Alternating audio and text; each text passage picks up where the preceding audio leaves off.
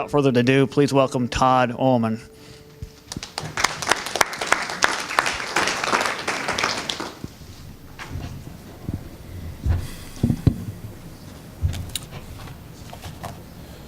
Hi, everybody.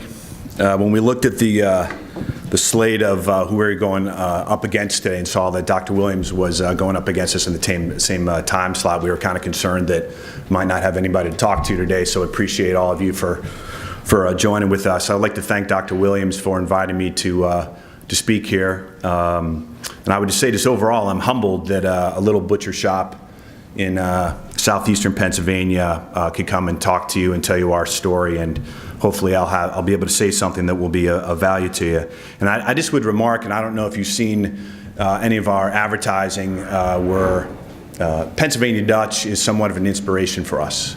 It's kind of where we're from, it's unique to our area.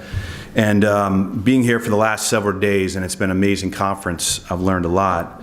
The parallels between Pennsylvania Dutch traditions and heritage really parallels what we're talking about today, in a sense that we have terms such as waste not, want not. I'm sure you've heard of that. That's a typical Pennsylvania Dutch term. There's also a term in Pennsylvania Dutch called bodishmack. Bodishmack. And what that means is that it's food that tastes of the land. And there's a belief in my region that the great goodness comes from soil.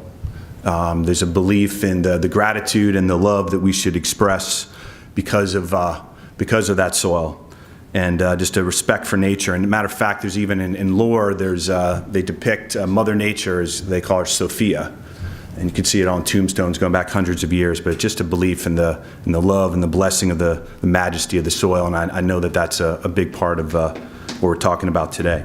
So in terms of the agenda, topics for discussion, I'll try to keep this to 15 minutes, try to roll through. I'm going to have a little bit of a different approach, and we're going to be talking a lot about marketing. I'm in the retail business, and so I'm going to be kind of focused on that. I will connect it to multi-species at some point, I guaranteed, so I make it part of today. But who we are, what we're trying to do, where we're going, our customer profiles, which I'm sure probably won't surprise you in terms of who our customers are, but we can go through that.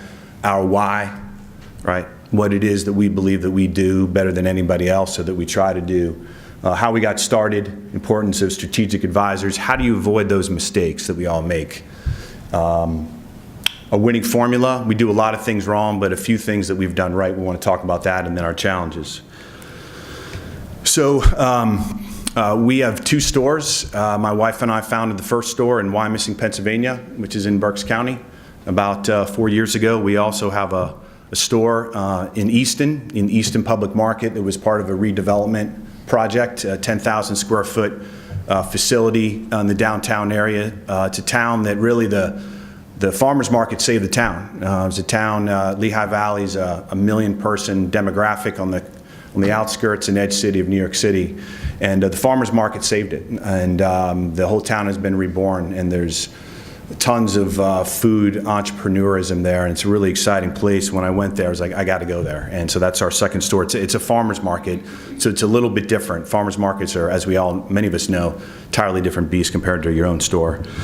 And so we have 2 stores, and they're sustainable whole animal butcher shops. And we try to take a holistic approach to butchery. The belief that today's butcher has to be involved right from the get-go, and starting with soil all the way up. Is that with the questions that we get from customers, the days of getting a box of beef in the back door and selling it, it's not a great prescription to be successful, I believe, in the meat business.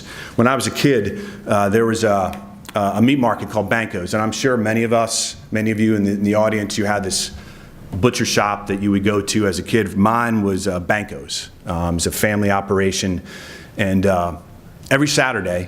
almost every Saturday, I go shopping with my mom. And I can remember to this day, and I think a lot about meat, as we talk about meat all the time, there's something that is a link between meat and memories. We want to have an experience that is warm and inviting and reminiscent of a simpler time, but still has modern appointments that bring up and represent our modern day ideals. So if there's one picture I'm going to show you today, it's this picture right here. Now, in a sense, all it is a man standing there holding a piece of meat, and you have a couple there. But this is what we do.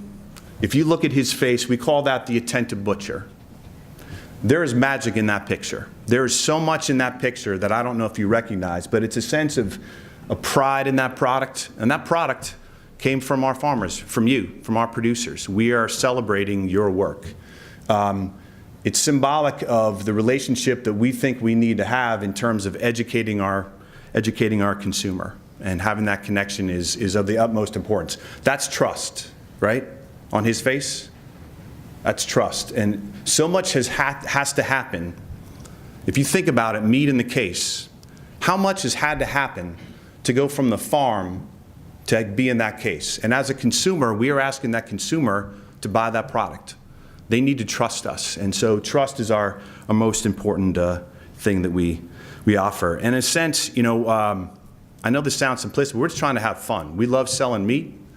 And that's around Christmas time, and we have a great relationship with our customers. We live every day trying to think about what events we can do with our customers. Can we grill outside? What are we doing? What's the new product? We want to have fun. And I would say also another thing that we try to do is networking. Now something happens with the Pennsylvania Dutch is that we drive in the back roads of our country and we're looking for new producers and new craftsmen. When we pull in the driveway, this is what happens. People kind of step back and, what is that guy trying to sell? So there's a normal reticence, and we struggle in Berks County to work together. And so what we try to do is to kind of be that networking hub. Our job is to be a retailer, to tell stories, to create the experience, and we allow our craftsmen and producers to tell that story. We have a farmer that, and I'll show this in a second, I'll go to this next slide, but there's a farmer's market outside, and this is early on. It's much different now. It's expanded, but Sean from Oaknut, he's an organic farmer, raises fruit and vegetables, Berks County soil, best stuff. We want to provide a place. We don't charge him to be outside. He comes. It's a sense of convenience, but it makes our experience more robust. So right now he has radishes in season, all right, and he'll have radishes for the next 4 weeks. We're doing bacon butter. Okay, I highly recommend if you eat radishes, if you like radishes, pairing with bacon butter is pretty cool. But we want to tell that story, and see, he'll make about, let's say, $1,000, $2,000 of sales on a Saturday, and we don't charge him anything. It's about that networking and that it's a win-win, everybody benefits. So just customer profiles that we have here, I mean, that's our store in Wyomissing. Probably that won't surprise any of you in terms of who our customers are, the locavars, zip code honey, nano local. It's the customer that is going to drive by a Wegmans or a Whole Foods, pass them and come see us because we have local products. The foodie, I hate that term. It's overused, but the guy that wanted a porchetta, maybe some of you know what a porchetta is. He brought in his own fennel pollen, and he wanted us to do this for him. And he stood there for an hour and talked to our head butcher, and he just wanted high touch, and we love that kind of stuff. Healthy lifestyle, we have a fitness place next door. So people that are exercising in the parking lot, they come next door after they're done working out and get bone broth and protein snacks. And experience seeker. And I will tell you that I think this is where the business is going on retail, is that's the one thing, as far as I know, that Amazon has not figured out how to do, until they get virtual reality going, is the experience. So for example, on Thanksgiving, we're selling turkeys, pick up your turkey and gone. Well, that's not a great business prescription. So we'll do music outside, we'll have other vendors, free samples. So we want to create an experience, and that's something that we think we can excel at. And the typical customer, I don't know if that would surprise you, but education, we split more female. Those are our typical customers right there, with children, women that have families that want to eat better but don't have a lot of time. Our job is to help them create a meal quickly, deliciously, and so that's the profile there. All right, so I have a picture of seeds, and you're like, why is a butcher going to be talking about seeds? And I just want to this is my passion play here, and this is seeds from the Roughwood Seed Collection. I don't know how much we've talked about seeds at the conference, but the Roughwood Seed Collection, I'm on the board, and there's the Keystone board for local food tourism. Seeds are an incredible thing, obviously, as we know, and these seeds are hundreds of years old, and the Roughwood Seed Collection has seeds from over a few hundred years and has over 4,000 different varieties. And the seed collection is in a house that is essentially worn down. There's a local food historian by the name of Dr. Alan Weaver. This is a book. This is our Bible. We call him the Godfather. If anyone wants to talk about it, we can do it. It's got wonderful Pennsylvania Dutch recipes. But in his house, which is called Roughwood, he has no heat. In the wintertime, there's no running water because the pipes burst, and we have these amazing heirloom variety of seeds. And so if you're going to be cooking old recipes and want to recreate flavors, this is the last line of defense. Many of these seeds, if they get waterlogged, they're gone forever. And it just stunned me that we have that element of diversity, that is in such of a perilous state. And I have pamphlets up here if you guys would want to check it out online or donate to it. You can also buy their seeds on Baker Creek Rare Seeds. You can support what they're trying to do. But overall, again, why is a butcher talking about seeds? And I would say that food is the heart of our culture identity, okay? And so if we're going to be kind of championing a local foodway, it starts with seeds. But in a sense, we want to connect our brand to the local foodway. And why? Well, food is the least common denominator for all of us. In the time of absence of organized religion, in terms of it going down, there aren't a lot of ways that we can connect as members of this country and beyond sports teams. And food is that unifier. It can bring communities together, and we think that's an incredibly powerful force. If you look at areas like New Orleans, down in the South, Creole, everybody knows that. Everybody knows the foods that they serve, and I think that's a great sense of pride for those communities. And frankly, we want to get beyond. I don't know if any of you know what whoopie pies are or funnel cake, which are traditional Pennsylvania Dutch, not even Pennsylvania Dutch, they're Amish foods that has nothing to do with our real foodways. We want to expand beyond that, and we want to tell a more robust story. So I want to basically talk to you about our mission here, and essentially these are our local barns. They're iconic around the world. If you show this picture to most folks, they'd know where we're from. That's preeminent Hexon painter Eric Claypool. That Hexon is in our building. And I included this slide. I don't know if many of you know, if you ever watched The Office, has anyone heard of Belschnickel? No one? Tough crowd. Belschnickel is part of the Pennsylvania Dutch folklore, and he's kind of like a bad Santa, where the lore is that he goes around and in the late at night, kids that are good, he hits with a swatch, and if they're good, they get candy. He throws candy and dried fruit at them. But this is actually a customer of ours, and randomly showed up around Christmas time, and I let it happen until he made a few babies cry, and then he had to leave.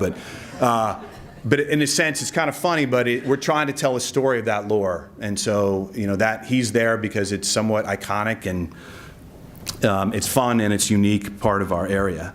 But again, it's more telling the story of our foodway, and these are products that we sell with our own brand, from sauerkraut, apple butter, hot pepper cabbage, some garlic jam, and so forth. Those are all iconic foods. And so let me say this. In terms of our mission statement, I don't know if any of you have done mission statements, but they are hard to do. You got to get what you do in a few words, and incredibly tough. But you need to have it because you got to be clear on what your why is, what it is that you can do better than anybody else, I believe to be. And so we say by sharing our heritage at our table, we unify our community. And where this comes from is that we have this kind of, and I think we talked a little bit about it yesterday in some of the presentations. Something magic happens when people know where their food is, when they understand the context of where their food comes from, when they understand that this was a recipe from hundreds of years ago.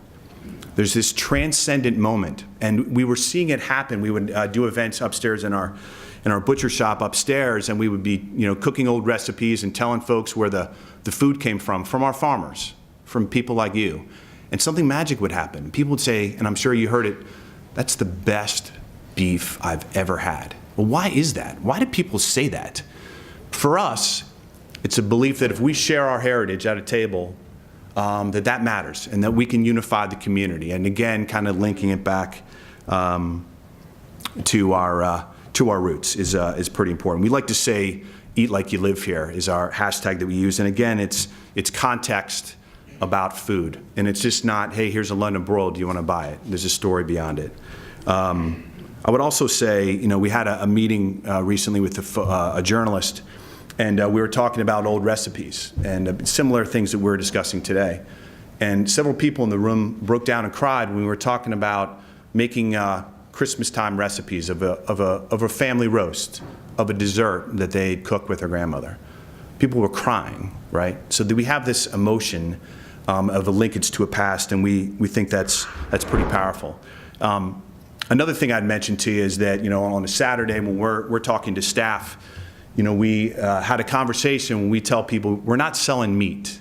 I mean, if you think that all we're selling is meat or all that's you're doing, you're wrong. You're selling moments, you're selling memories. You're selling opportunities to connect with people. At the center of the plate is our meat. It's an opportunity to connect with people. So in other words, when I look in that case, you might see bacon, okay? I don't. I see a father coming in buying bacon to cook it at his son's football team's breakfast because he wants to connect with his son. You might see a pot roast. I don't. I see that piece of meat that a grandmother bought and is making Sunday night dinner, and she hasn't seen her grandkids in a year, and they're coming to town. So it's beyond that. And it's incredibly powerful for our staff to believe that they're just not selling meat. They're selling something far greater. And so the idea is that we want to serve meat that's of the highest quality because those moments deserve something incredibly high quality. And now, don't get me wrong. You can go to Sonic and eat a hot dog with your dad and still have a great moment.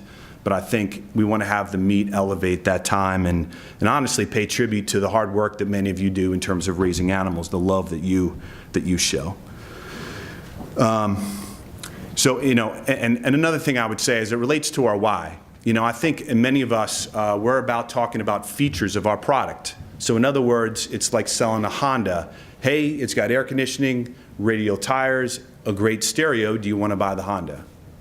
Or, hey, our meat is grass-fed, pasture-raised, grass-fed, clean, all those things. Do you want to buy it? What we try to do is we still talk about those features, but we want to wrap it in our why, in what we think we do better than anybody else, such as, do you know that you can save the world one T-bone at a time?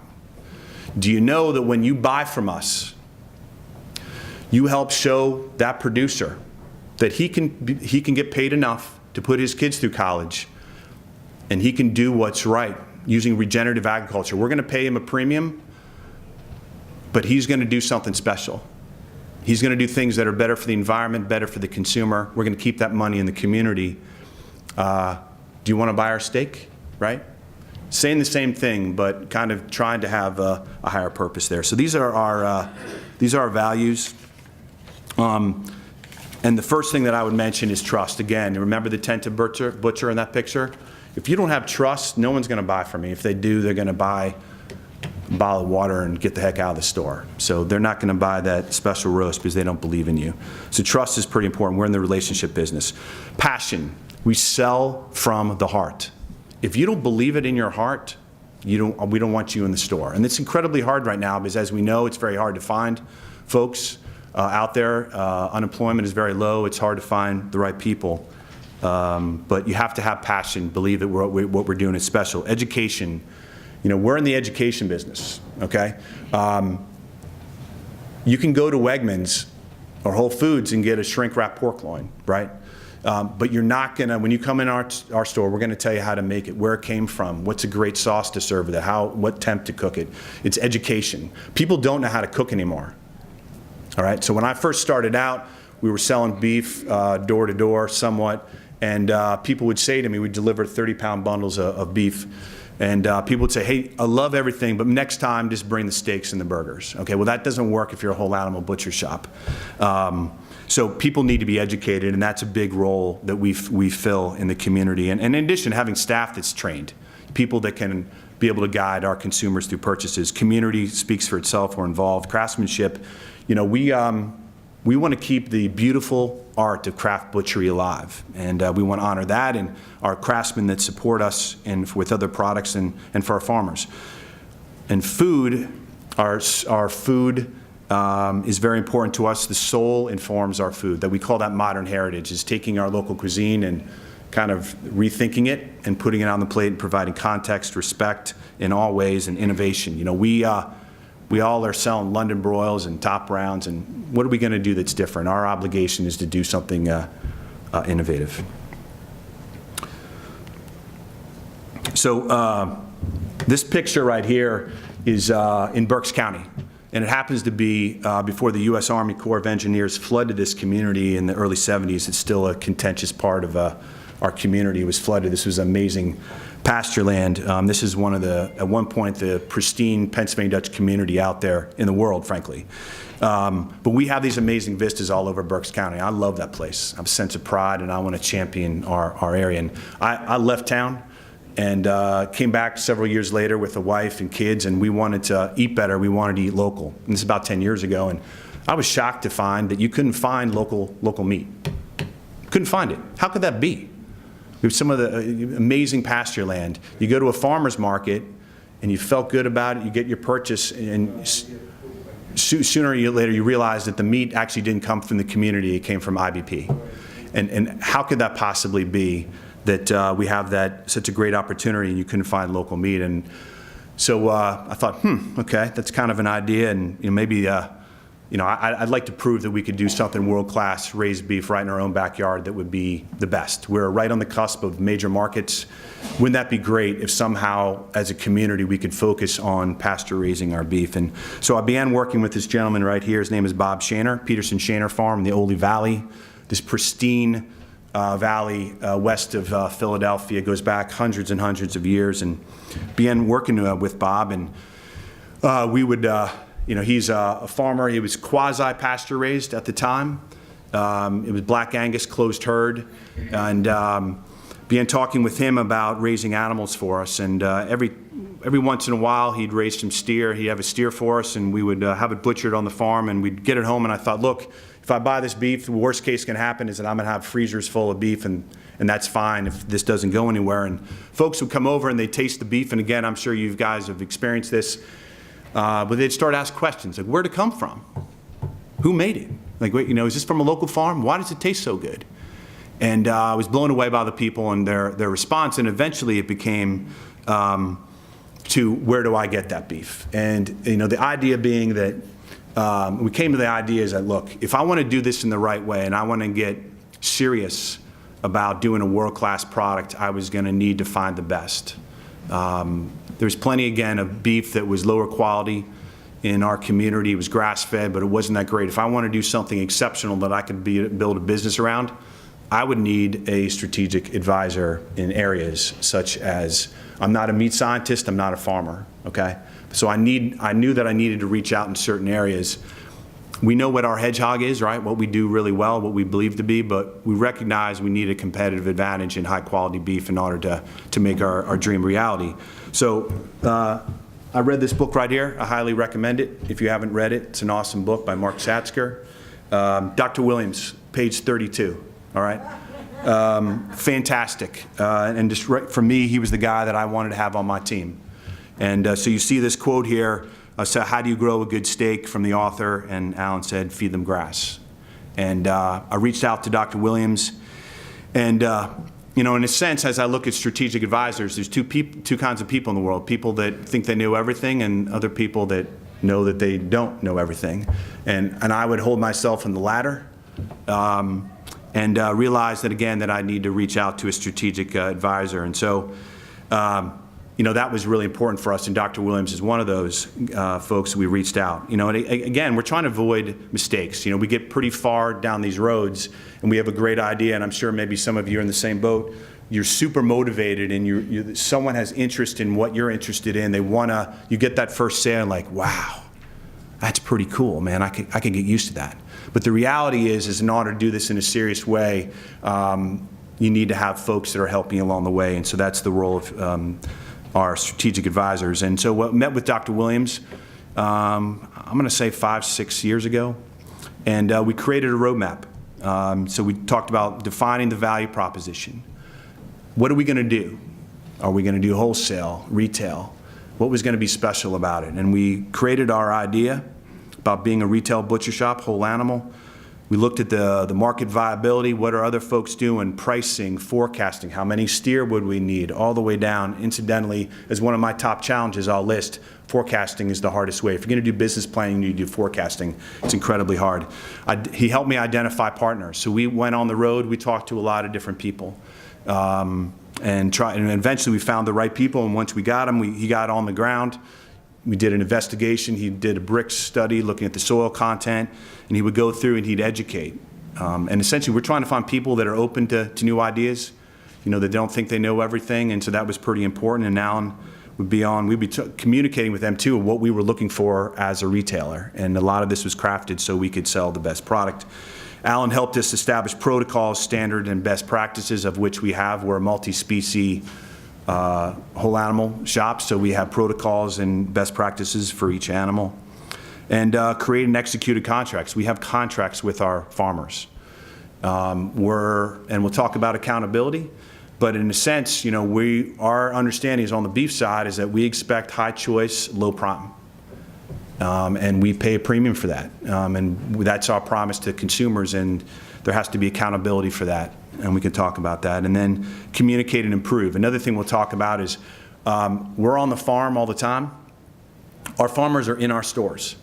Our farmers need to understand what our customer needs are, what we're trying to do. If they don't understand that attentive butcher, it's not going to work. So constant communication and attempt to improve is very important. Other specialty advisors we rely on are in these areas. Branding, obviously we want to have a brand. We think there's a place for Dundor and Heister in the marketplace, and so we want to have a brand that's emblematic of all the things we talked to you about today. Regulatory is huge. We have a retail exemption, and there's a lot of things with the USDA and whatnot that my eyes glaze over, so I'm going to have somebody else help me with that kind of stuff. Human resource coaching. We expect a lot from our employees and our managers. Our managers, we have a budget every week. And we meet with our managers, and they know our numbers. They understand the importance of being profitable, and we expect the best out of our people because our customers expect an amazing, service-friendly interaction, so that we need coaching for that to kind of learn best practices. And then finance. As we grow and we want to look at growth opportunities, you need help in finance to go back to that forecasting. So as it relates to winning formula, I don't know how I'm doing on time, but I'll roll. 1 or 2 minutes. Got it, deal. Winning formula, and again, these are things that I don't have all the answers, but these are some of the things that we got right. There's Dr. Williams with Bo Ramsberg of the Retland Farm, south of Gettysburg. Bo is a multi-species farmer for us. He does heritage pork, pasture-raised chicken, and lamb. You want to create with these win-win partnerships. And I was telling Blake and Blaine about this. We had a situation where we had an idea of how we were going to work with this producer on lamb, and it turns out we weren't making any money. And so we went to the producer and said, hey, we're not making money. How do we make it a win-win so that you benefit and then I benefit? And that's incredibly important, that you have the right kind of partners for that. And partner with the right people. There's Dr. Williams, north of our store in Easton. We went out on the road and looked for potential producers and spent a lot of time and kind of sit down with farmers at their table and learn about their family, what the challenges are on the farm, and make sure that we're a partner we want to continue dealing with. And then finally, the integrated accountability in the process. This is Adam Wyville from the Wyville Family Farm south of Gettysburg. He was in our store a few days ago, and it turned out that we were getting meat that was not meeting our quality specs. And we began warehousing data that we are going to have on a shared drive that Adam can access in any given time, so that he can be improving and trying to improve the genetics. And just turned out that he had animals that he sourced that obviously didn't work out. And by him being there in that store and seeing our head butcher cut, he's going to come once every month bringing lamb, and then he's going to sit down with us and learn about our issues. And so he needs to be at that butcher table as a partner in the process. Finally, challenges, hardest thing, forecasting, incredibly hard. You need help, but you have to, if you're going to have a business plan, you need to spend time forecasting. And the whole diversification versus economies of scale, super hard here, where you want to have an opportunity to have your producers be multi-species, and you want to source more product from them. But there is a downside to that, and that is diversification for us. A month before we opened up our second store, Bob Shaner in that photo, there's a family squabble, and he was kicked out of the family. And so a month before we opened our store, we lost our source of beef. And you can't have that in a business. So there is a kind of a challenge between diversification, economies of scale, and how do you protect yourself and still create an opportunity for the producer. And there's one of our iconic barns that you see often around us in Pennsylvania Dutch. And I would just say the 3 takeaways, and I'll conclude with this, is know your why. In this business, especially as a whole animal shop, your temptation is to do everything. If you do everything, you're going to be mediocre. So you got to figure out, what is your hedgehog? What do you do better than anybody else? Secondly, I would say use strategic advisors to be more effective. You need help to avoid mistakes. Don't be embarrassed to do that. Seek help. And third, I would say partner with the right people, and with those people, have accountable relationships that are win-wins for both parties. All right. Thank you very much.